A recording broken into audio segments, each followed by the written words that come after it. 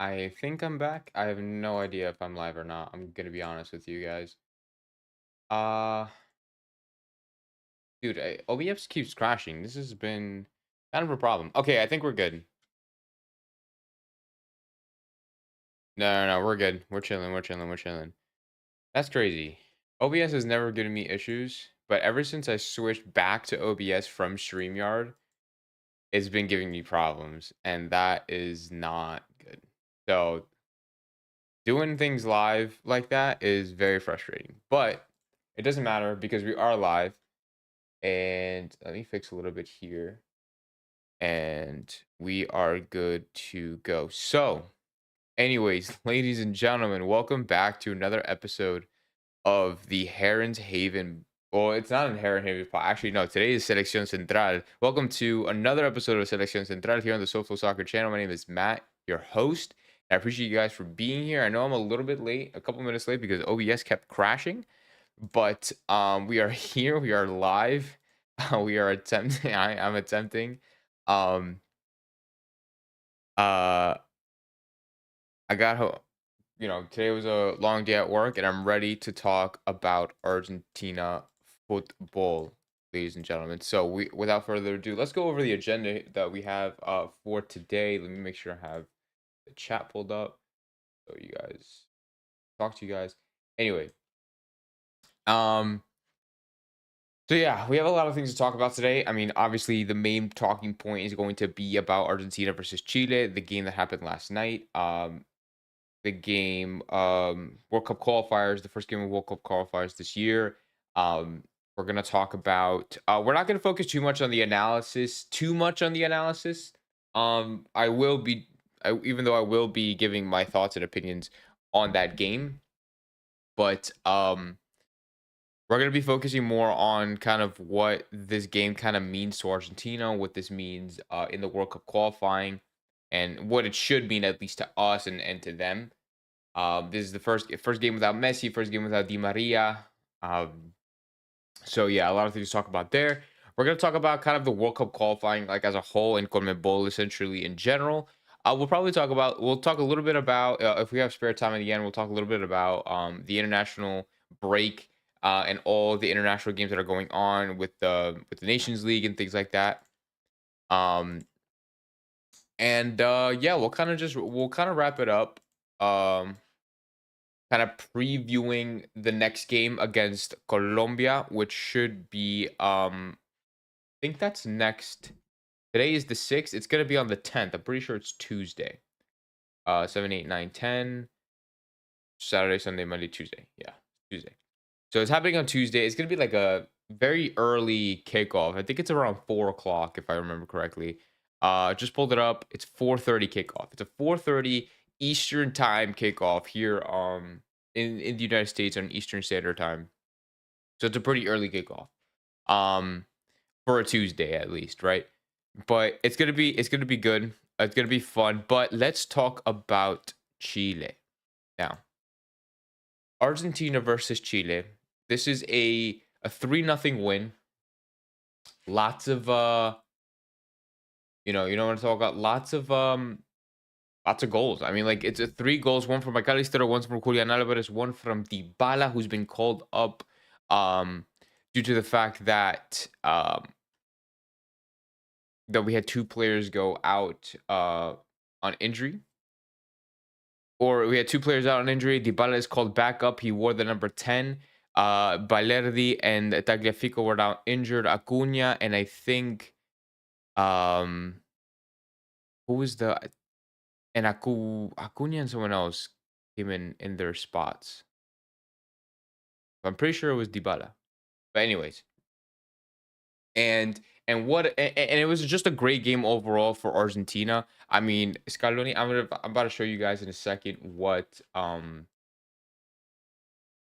the formation looked like and what the player ratings are here on football, but just overall, just kind of to summarize the game, it was an absolutely like it was just a very dominating performance from Argentina overall. I mean, goals from Julian, goals from McAllister, goals from Dybala off the bench as well. Dybala didn't even start, and it was just a well put together game. And it was always very expected that Argentina were going to win this game, right? I mean, this is a very struggling Chile side. This is a Chile side that we haven't seen really been threatening in, and honestly, in 10 years, like literally ever since back in that Copa America, I think it was 2014, 2015, in that kind of era with Alexis Sanchez and Vidal.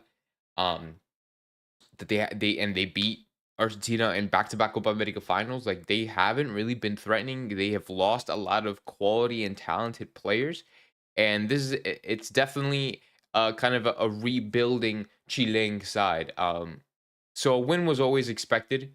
A win was always expected, and that's not something that we're gonna kind of focus on today, but more just kind of on the performance and the momentum that Argentina have to kind of maintain throughout this World Cup qualifying, not just for this upcoming rematch or Copa America final rematch on Tuesday, but for the rest of the year and even for next year. But let me show you guys the let me switch over to this. There we go.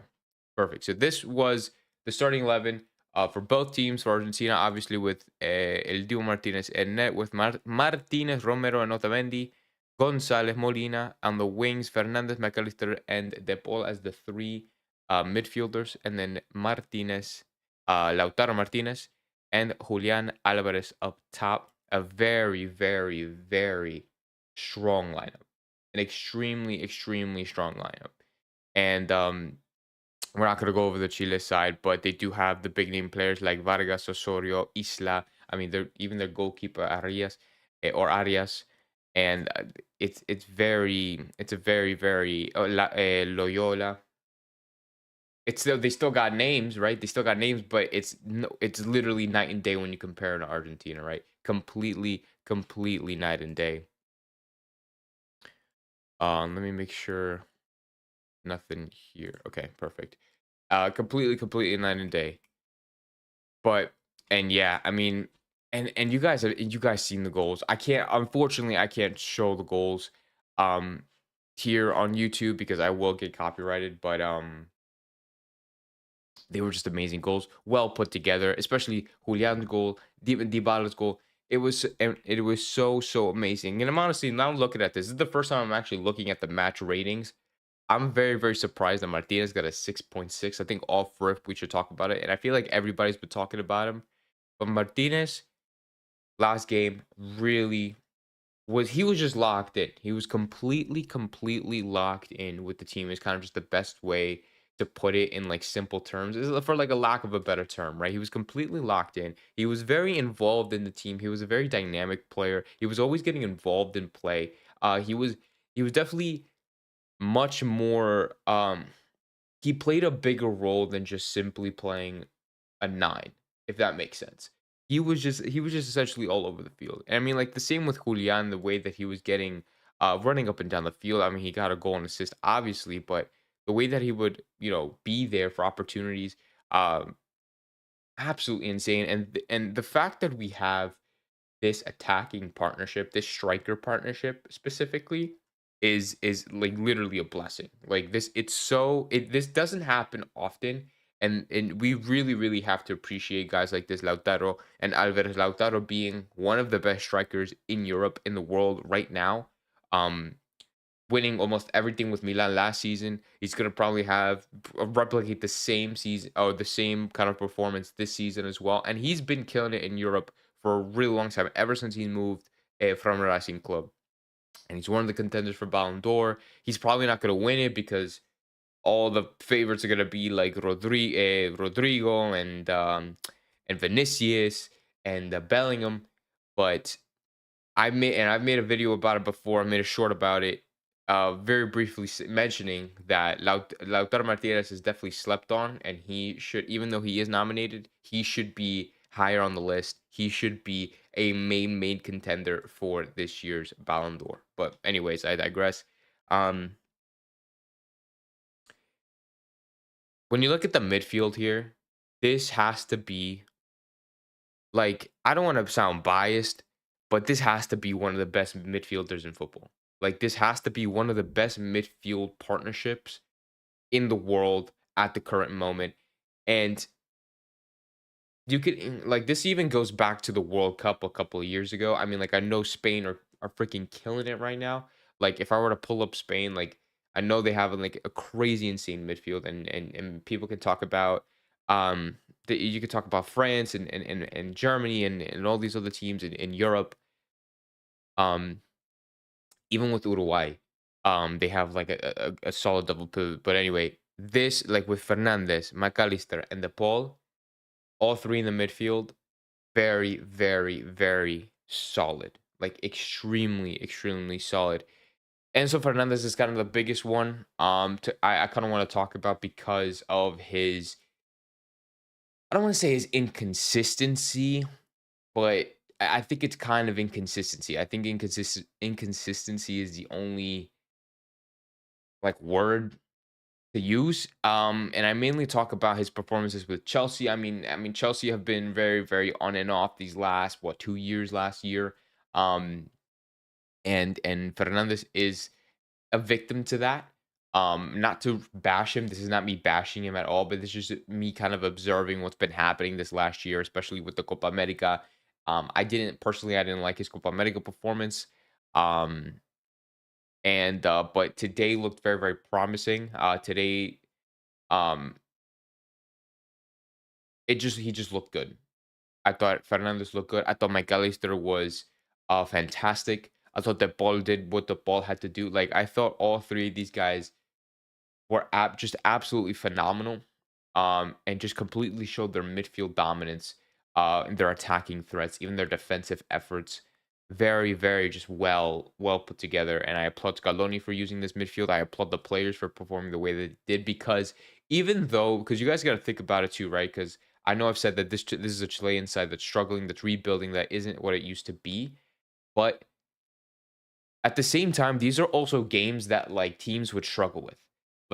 Teams like Argentina would struggle with the names that we have, with the the expectations that we have. Like we're expected to win everything. We're expected to always win every tournament, to get deep in tournaments.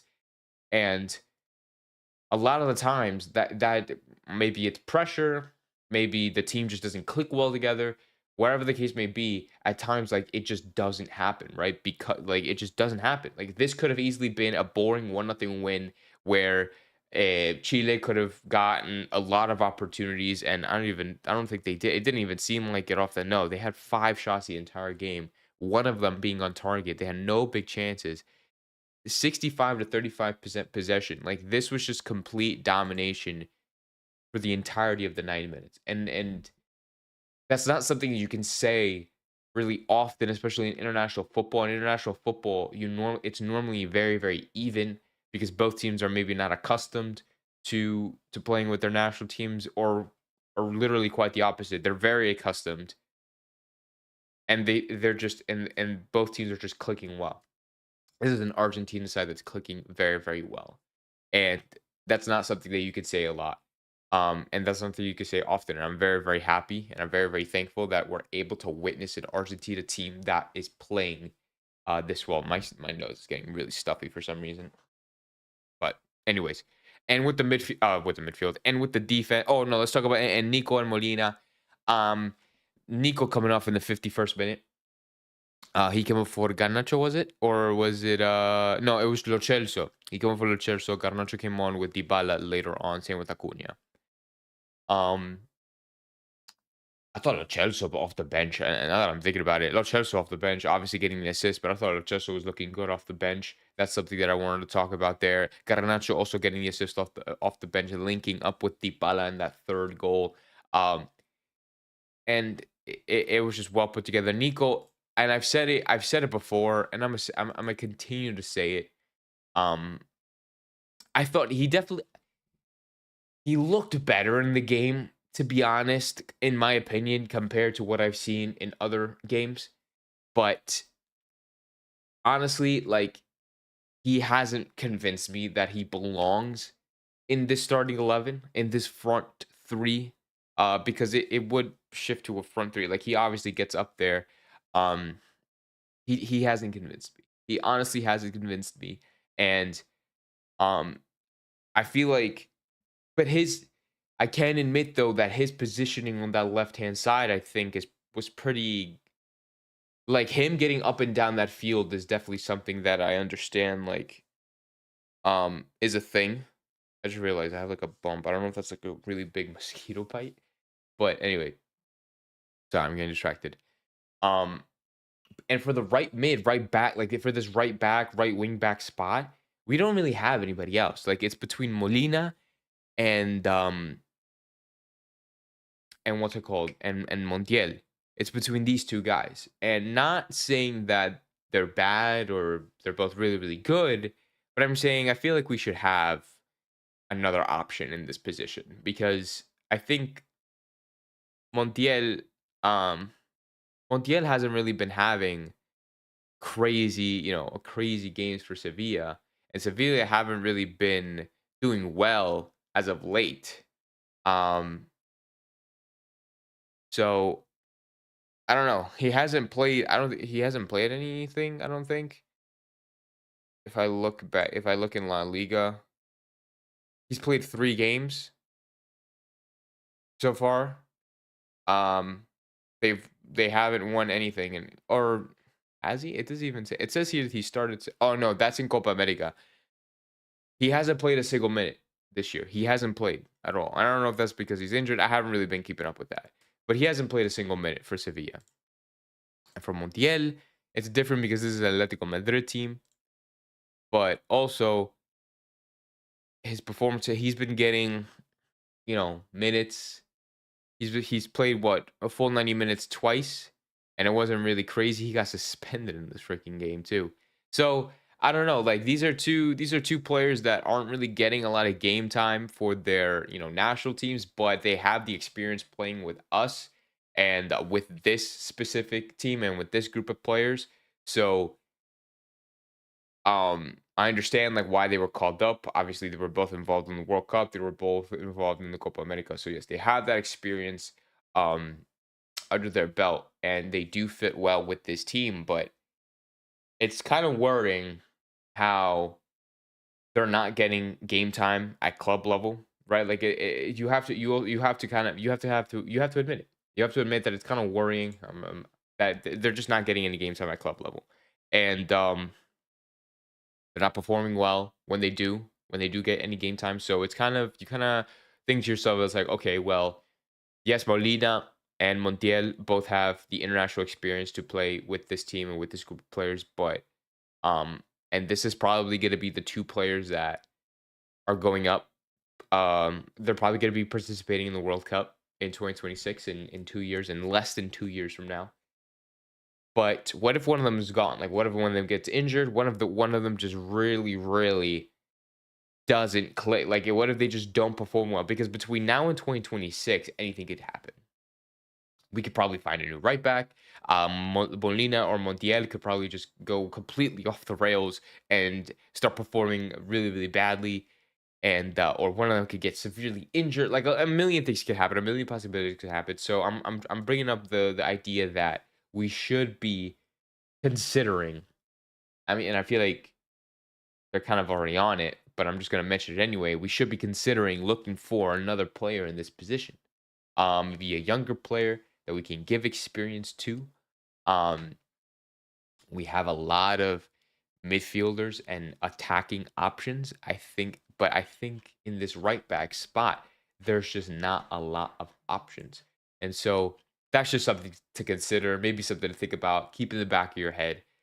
Something it's just really, it's definitely something to kind of to consider for not just for the remainder of these international games and for these World Cup qualifiers, but for the like for next year, for the next year's World Cup qualifying for 2026.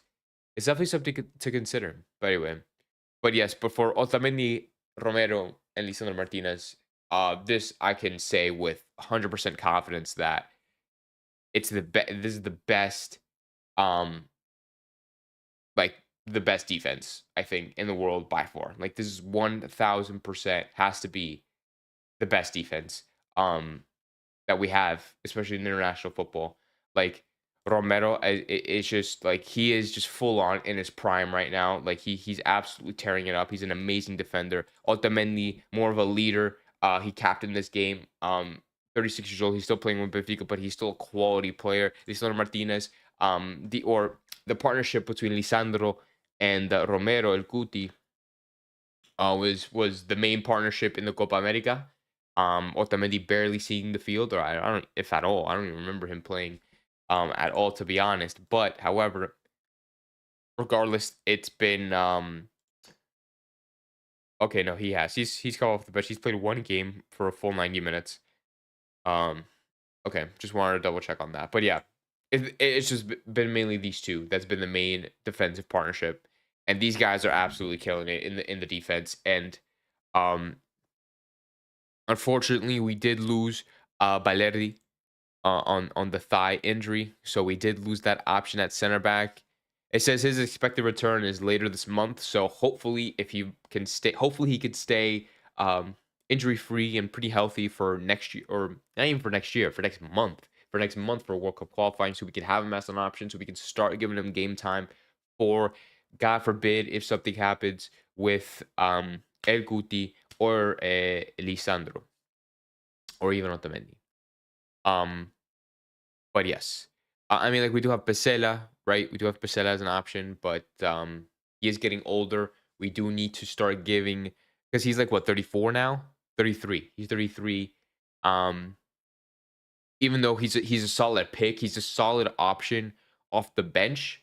Um, when you think about World Cup, I don't think Pesela. Like when you think about World Cup, even if it's off the bench, you don't think Pesela. You think I still think Otamendi, but Otamendi's gonna be what 38 by that time. I think Otamendi. I definitely think Guti, and I think Lisandro. So and then now with Balerdi, who's up and coming. So it's hopefully we could see him in next month World Cup qualifying. I really want to see him get game time with the national team because if he does come off the bench at some point, I would want him to just be in form and play well and click well with this team. So yeah, but like besides that, like I think this is literally um the best defense that you could ever ask for in any situation. I'm about to sneeze. Ooh. Ooh. Excuse me. Anyway, but yes, that was the lineup. That was the team. That was my opinion for each of these players. And obviously, we have El Divo in net, right? Like, I mean, like, I feel like I shouldn't even have to comment on this guy, but I will. I mean, El Divo is just one of the best goalkeepers in the world. Essentially, I think he's the most underappreciated goalkeepers. I feel like I understand that he plays for a solid team in Aston Villa. He's had a great season with Aston Villa last year. He's one of the contenders to win Ballon d'Or, and unfortunately, he's not going to win that because the day that we see a goalkeeper win the Ballon d'Or is the day that I don't know. It's just not gonna happen. I was trying to think of something to end that metaphor with, but or it's just not gonna happen. Unfortunately, it's not gonna happen because I feel like he would really deserve it. Having um not just basing it off of last year, but just these last couple of years, ever since the Copa America, like he's really, really or not the Copa America, even the World Cup, and even before the World Cup when we won the Copa America, when we won the Finalissima, he's been a crucial piece to Argentina's puzzle and to Argentina's style, to Argentina's defense, to their defensive unit. It's just been this guy. It's been El Dibu. He's been all over. He's one of the faces of Argentina now. He's really, really, really made a name for himself. And it definitely has. He definitely became a fan favorite very, very quickly, within these last few years. So, but yeah, no. Ever since, especially obviously the World Cup being kind of the main highlight of his career, the Copa America for us Argentinians, the world got to see them in the World Cup with his penalty saving skills, with his dancing, with his antics. He's definitely really come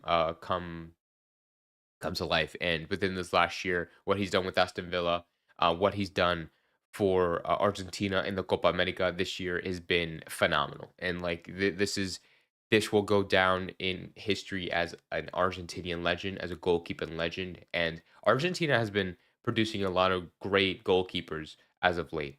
Um, but yeah, so it's very, very, very cool to see. It's extremely, extremely cool to see and amazing to see. And it's good for the future of our national team.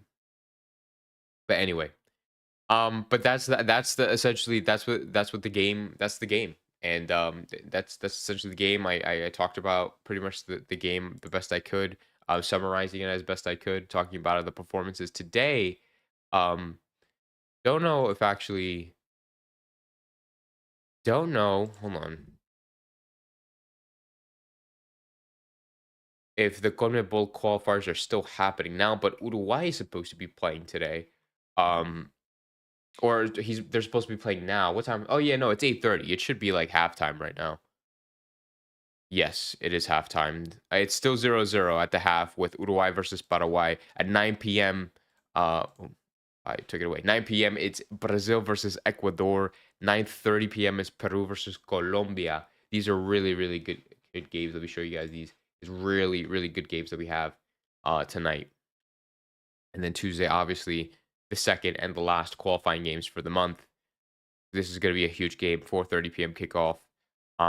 This might be an interesting game to watch. Don't know how Venezuela is going to put up with Uruguay, but we'll see.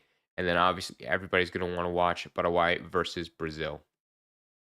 Um, Struggling Brazil side, we're going to see. Well, this is we're going to see how they're going to bounce back from a Copa America. It's not been a disappointing Copa America, I would say, in terms of because they didn't make it to the semis.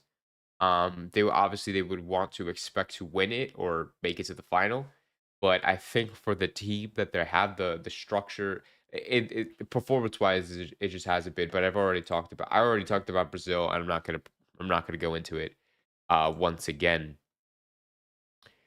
I do want to comment something. I do want to comment on a couple things on just Argentina in general, mainly. Uh, well, let's talk about. I want to talk about Fideo first. So let's look at Twitter a little bit. Um, This game honored El Fideo Di Maria. Um, Obviously, as you guys know, I know you guys have been keeping up with this. He's retired. He retired from international football.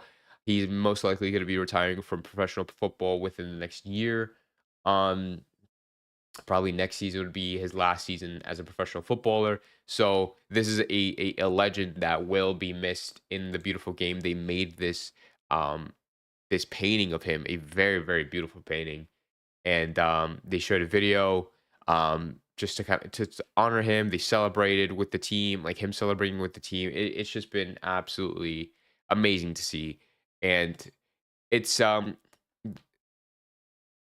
Di Maria has been such just a very he's just been so good for Argentina. I mean, like ever since he started, like ever since that he's kind of just stepped foot into the national team back when he was a young teenager. Um, he's just been he's been performing out of his mind. Nobody really appreciated him. I feel like in the earlier days, despite him being good, there was like a slump I think where he wasn't getting a lot of games or where um he wasn't getting a lot of minutes where people I think were kind of bashing on him.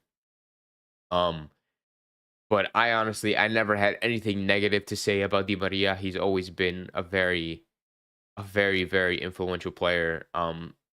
Not in the locker room, on the field, for Argentina, for them getting results and things like that. And so it's been amazing. It's been an absolute honor and a privilege to watch him play for this national team. And we're really gonna miss him, and he's very irreplaceable. They talked about who was gonna be wearing the number 11 for last night's game. It was obviously Lo Celso. I posted about it yesterday. It was Lo Celso who wore the 11, and zero complaints there. I mean, Lo Celso has worn the 11, I'm pretty sure, in the past, um, at club level at least. But yeah, it's just it's gonna be very, very sad to see. I'm trying to pull up an image here. I've just found it. Here it is. Um, Di Maria getting very, very emotional. In his remembrance, and look, they have these shirts in his honor, which is amazing. Amazing. Them lifting him up like that. It's just it's very awesome to see. Boom. Them celebrating with the Copa America trophy once again. It's so good. It's been amazing. Um so yeah, thank you to Video. Thank you to everything that he's brought to this national team. He will forever go down as a legend. Um and one of the best to ever play for Argentina, right? For the Argentinian badge. One of the best players in the world. But now the number 10. The number 10 has been given to Dybala. Messi is obviously not. He's not been selected for these upcoming World Cup qualifiers. He's been injured for the last 2 months ever since Copa America. He's been the Copa America final. He's been injured.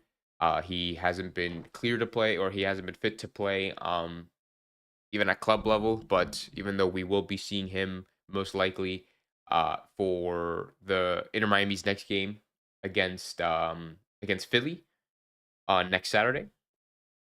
So that's going to be very, very interesting to see. And that's something that I'm going to be talking about next. Well, I'm going to be going live tomorrow night, talking a little bit more about Inter Miami and team news and Inter Miami stuff. Then I'm going to be doing a preview next week. I'm pretty sure on the 11th I have it scheduled for. I don't know if it's the 11th or the 12th, but next week, a few days before the game, we're going to be doing our preview like we always do. So make sure you guys check that out. Um, but yeah, the 10 was given to Dybala, and this just looks right. Like this just looks good. It looks good, and it doesn't look bad. Like it's no one's questioning this. No one's saying he didn't deserve the 10, or like, oh, who should the 10 be going to? Like nobody questioned this. Nobody questioned this decision. Nobody questioned how this looks. This looks right, and I think it's only fair to a player like Dybala. Dybala has, not even just in recent times, but pretty much his entire career, has been really, really in the shadow, living in that shadow um, of the greatest player of time, Lionel Messi. Um, this is a kid that was supposed to be our 10. Like, this guy was our 10. If there was no Messi, it was Dybala. And so, unfortunately, he hasn't really been given that opportunity to shine for the national team. He's made a lot of appearances. Um, his most notable appearance, I feel like, would be the um in the Finalissima final where he scored. I'm pretty sure. I don't know if he scored or got an assist, but he definitely got a goal contribution. And then he did get involved in the. I'm pretty sure he was involved in the World Cup team. Like I think he came on for a game. I think. Um, But yeah, like this is a player that has been definitely just under the radar, like just hidden, like just completely shadowed out and casted out from the national team level. At club level, what he's done for Juve, what he's done for Palermo, what he's done for Roma, um, it's just out of the question, right? Like it's very, very good. He's been phenomenal with them. I mean, he's been rumored to go to Saudi. That has been denied now. I'm pretty sure, like it's safe to say that he's no longer going to be going to Saudi, unless something happens between now and in the winter time or even next season. But anyway, and what Dybala's now 32, 30, so he still has time. Um, I mean, like after this World Cup, he'll be 32. And then now it's kind of okay. Well, you're probably going to be involved in this next World Cup. Maybe that's if actually now let's talk about that for a minute. So Dybala wasn't called up for the national team for this last Copa America. Um, and that has it sparked a lot of controversy at the time. Um, we all thought there was a lot of bad blood between the player and Scaloni, but obviously that's not the case. Um, Obviously, Dybala was very, very upset and frustrated the fact that he couldn't participate. Um, in the Copa America with Argentina, representing Argentina and trying to defend their title as the champions of America. But the fact that he's been left out was because of people like Messi and of other younger players, and for the amount of depth that we have in this and in just the attack and even in the midfield. Excuse me, and even in the midfield. And so Scaloni was like, "Well, we need to." Dybala is a fantastic player. He's very well respected. He's loved here at the national team, but we can't bring him because like we have these players, and it's better off to give these players their opportunity, their time, and somebody unfortunately has to be sitting out. And I knew for a fact that had to hurt, right? Um when Dybala didn't get that call up. Now that he has this call up with the World Cup qualifiers, I don't think he was in the original. I don't think he was in the original call up list. Now that I'm mentioning it, I really do want to look it up. I don't think he was in the original call up list. But now that he's here, you kind of hope that he is going to be a part of this team for the no, he wasn't. Shit. There we go. This Dybala was not in the original call up list for these qualifying games. It was Castellanos, Lautaro, Alvarez, Julian, Carboni, Simeone, Solé, and Garnacho, and Nico, I guess. So I'm just saying, is he gonna get involved in this World Cup? That's what I'm questioning now, because now that we've seen him play here, we seen him play really, really well off the bench, especially, and he only played like what 10 minutes. Um, I really wanted to see him a little earlier, right? But he played what 10 minutes, and he still got a goal contribution, and he looked good. He looked really good, and now we're questioning whether he's gonna be the guy, our guy at the World Cup. Because if Messi decides that he's going to be playing up until then, which I think he's really, really gonna try for, because he didn't announce his retirement from the national team.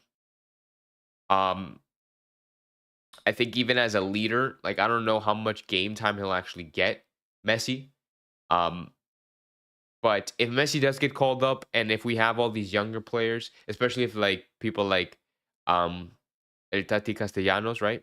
Um, and things like that, and Sule and all them.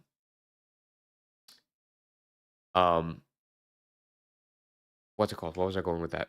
Oh yeah, he's not gonna get called up. Like if we're bringing if players like Messi, if players like Sole, Castellanos, um, and who's the other one? The Carboni, Sibioni.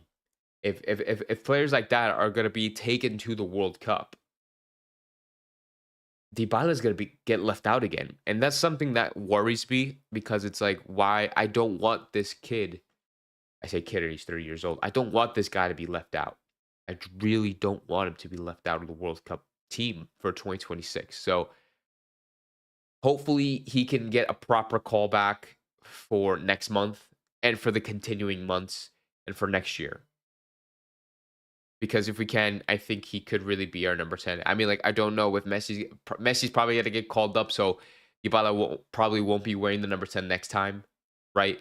But um, I would just love to see him in the team. I would just love to see him in this team, because he deserves to be here. Like he really deserves to be here.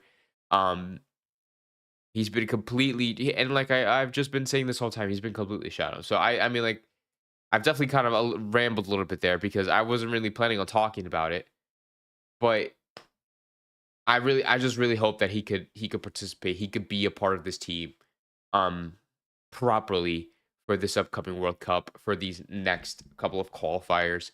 Um, as much as I think that uh game time or experience could be needed, especially from a backup striker like Castellanos or like players like Carboni, and I'll bring up the list again, Simeone and Sole and Nico and Garnacho and and all of these guys. As much as important as it is, Dybala deserves to be here. Dybala really really deserves to be here. So hopefully he can be involved in the next World Cup. But anyways, I digress. I think honestly, how much time do I have? Yeah, we've been going on for 40 minutes now, and we'll talk a little bit about the Colombia game. Damn, I feel really like blocked. My nose feels like blocked. Anyways, we'll talk a little bit about the Colombia game. We'll talk about it briefly because I'll probably do a proper preview. Um, I'll probably preview on it when that time comes. But let's pull that up really quickly so that I could show you guys. So, well, let me show you guys the table first. So, this is the table. This is what the tables look like after last night. We are still first place. Colombia still have yet to play their game. They're gonna be playing. They're gonna be playing later tonight against Peru. Um, and we're gonna qualify, right? Like it's kind of that's not really a question, right? Like it's not a question. It's just a 100% fact that we will be qualifying for the 2026 World Cup. Uh, excuse me. But the qualifying is not the issue, right? Qualifying is not the problem. The issue, or I guess the dilemma, is that we have to keep our momentum. We have to continue to perform well. We have to continue to win games to just, especially for especially next year when we have kind of our last bit of qualifiers. We need to keep the momentum as a team so then we can um just like go through this ride smoothly and go into the 2026 World Cup in great form, and play and just clicking. And so, yeah, there's no possible way. Like, there's literally no possible way that we can not qualify. Right? It's pretty easy to qualify in CONMEBOL. There's not a lot of teams. There's only 10 teams, and really the worst of the worst don't qualify. Looking at mainly Peru and Bolivia, but Chile just is looking like they're not going to make it. Um, which makes total sense because of the situation that they're in right now. And no disrespect to Bolivia and Peru, right? And then, I mean, when you look at players, when you look at teams, other teams like Uruguay and Colombia, I mean, like even Brazil all the way down in sixth. They still have to play at 9. I'm pretty sure. I think they're playing at 9 or 9:30. They still have to play against Ecuador, who are right above them, and whoever wins that game gets placed higher up in the table. They're gonna get fourth. So I mean, is this there's a conversation, a comment brought it up. I forget the username, but shout out to the guy that mentioned this in a comment in a recent post of mine, or a recent video of mine. I think it was a post. In a recent post of mine, saying that are Brazil gonna do Brazil have a chance to not qualify for this upcoming World Cup? And I said, like, it's definitely a conversation. I feel like this is definitely a possibility. I mean, like, they're currently in sixth, right? They're one position, they're one spot away from that seventh place playoff spot, or like qualification thing that they play against like another team and another thing. You know what I'm talking about? So they're close to it, and let's say they tie today, right? If they tie today, um, it just makes it makes their odds of not qualifying just greater and greater. And a Brazil team, I mean, it's a very extreme situation. This is still a very, like I said, it's very easy to qualify in CONMEBOL. There's 6 teams go through, or essentially 17 or 6 teams automatically go through. The seventh team plays like a qualifying, or like a playoff game, um, against another nation in another federation. But like, even if Brazil were to be there, like they should be beating whoever they have to play if it comes to that. But anyways, it's easier. So it's easier to qualify. So it's a very extreme situation. The fact that Brazil doesn't qualify the World Cup, and it's kind of crazy to even say or out loud, like Brazil not qualifying for a World Cup is a very it's very crazy. It's very insane to say when you think about their history, when you think about the players that they produce and the players that even if they currently have, like the players they currently have, like it's not like it's a bad team. It's not a bad team on paper. They're just not clicking well together. Um, so it's pretty shocking right now with their record after 6 games played. They're 2-1-3. As you can see right here, 8 goals scored, 7 conceded. So defensively, they have not been the best. But we'll see what the lineup that they put out tonight. I'll probably like talk about it in the under the community tab on YouTube here. But yeah, essentially I'm definitely not ruling it out completely. Like I'm definitely not ruling it out completely. And so yeah, I mean, if they don't qualify, that's great for me. That's great for Argentina. That's great for everybody else because it's history that we're witnessing, and it's a complete utter, like it's probably like the biggest low that we've seen like Brazil be at in a really long time, probably in history. So yeah, I mean, like then we have other teams like Uruguay and Colombia who's made it pretty far in the Copa America last season in this last summer, in this last month or so, I guess you could say. Uruguay obviously making it to the semifinals, and Colombia obviously making it to the final, playing us. These are two really good teams. They're probably gonna hopefully for the sake of South American football, they'll have a pretty good campaign in the World Cup.